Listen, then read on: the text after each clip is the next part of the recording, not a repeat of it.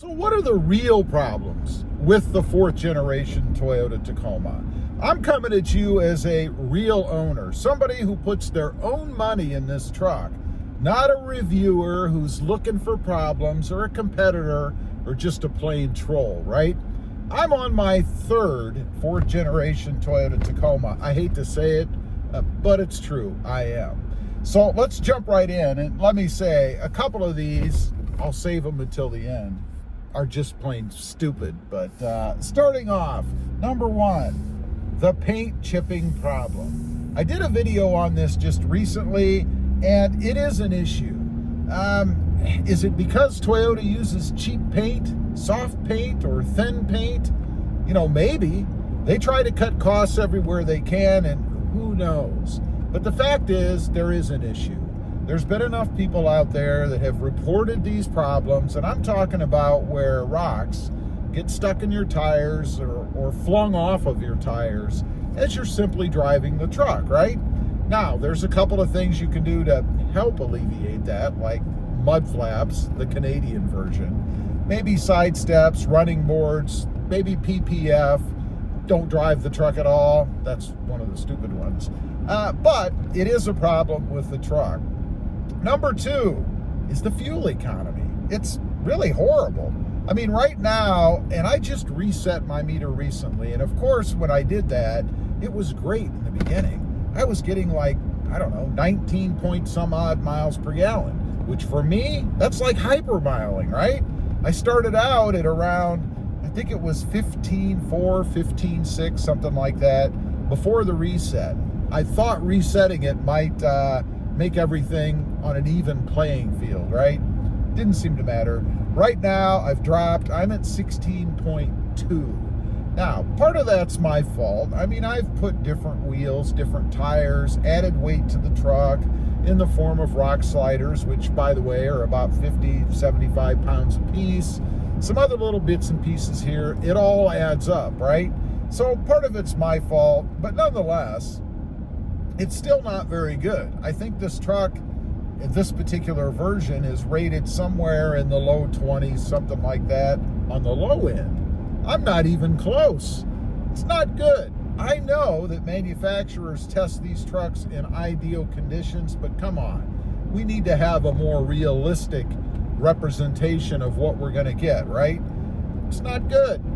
Number three, and this one, I don't know that it's really a problem. It's more of a pet peeve or an annoyance for a lot of people, particularly on the TRD Sport version, and that's the fluttering hood. It's waving at me right now as I'm driving down the road. When I hit bumps, it's worse. When it's really, really windy, it's worse. And it's really bad when I go through the automatic car wash. You know, when you get to that section that's like a wind tunnel to dry the truck off, my hood bounces around and comes up. Sometimes I think it's gonna fly right off the hinges, right? I don't know that it's really a problem, although I would say with any steel, aluminum, metal connection like the hinges, anything that moves all the time is a potential for wear down the road. Does that mean it's gonna loosen the hood up, somehow maybe change the offset of the hood a little bit? Probably. I look for that to happen. How do they fix that? They need more bracing, obviously, on the hood. Now, I'm not saying go to a steel heavy hood. A lot of people have said that. I think that's long gone. They just need more bracing, more structure under the hood, and it really wouldn't take that much. And honestly, given the number of complaints that I've seen out there about it, I look for Toyota to do that in upcoming model years. Probably not the 2026. We're still too new in, but there's got to be some sort of a redesign coming on that hood, I think.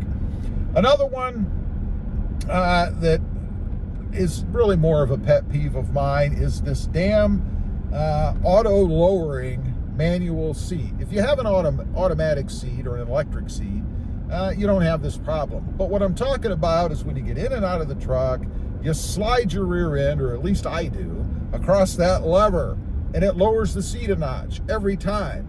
So it's not long before you realize it, and it feels like you're sitting down lower in the truck, and you are. It's a problem.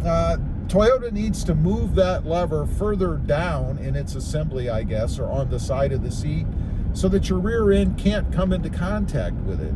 I've been trying to think of some sort of a modification, short of pulling that lever completely off, I guess, to alleviate that.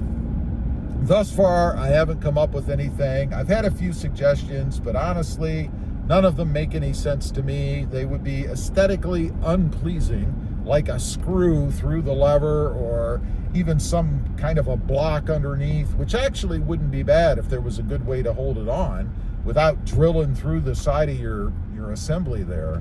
But nothing so far that I would do anyway. Now, a couple of stupid ones that I mentioned. Probably the bed liner, I guess. For some reason, Toyota, I know why, it's for more money, obviously, right? But they put a spray-in bed liner on top of a plastic composite bed. Why? First of all, you don't need it. Even if you have the spray-in bed liner, you still need or have to have a bed mat because things still slip and slide all over the place. Plus, I have found in doing a couple of mods that spray-in liner will chip off. And I can only imagine, and I'm surprised I'm not hearing about this already, but people putting things that are heavy or sharp into that bed with the bed liner and chipping it off in places. And it comes off in chunks. It's not uniform. It's not just a scratch. That's a whole other thing. But it actually will flake or chip off if you hit it just right. Not a good thing. I call it stupid because it is a bed. I mean, it's a truck, I know. The last one, and this isn't really a stupid thing, it's the side rails, the bed caps, that when you put a tonneau cover on, and I don't care whether it's OEM or aftermarket, they push down on the inside, which raises the edge. Certainly you've seen this. They raise the edge on the outside. It doesn't look good. It makes the truck look cheap. A poor design. There's not enough support under there. There is a product you can get that slips underneath the front edge of the cap that will stop the cap through just mechanical pressure, I guess, from pushing down.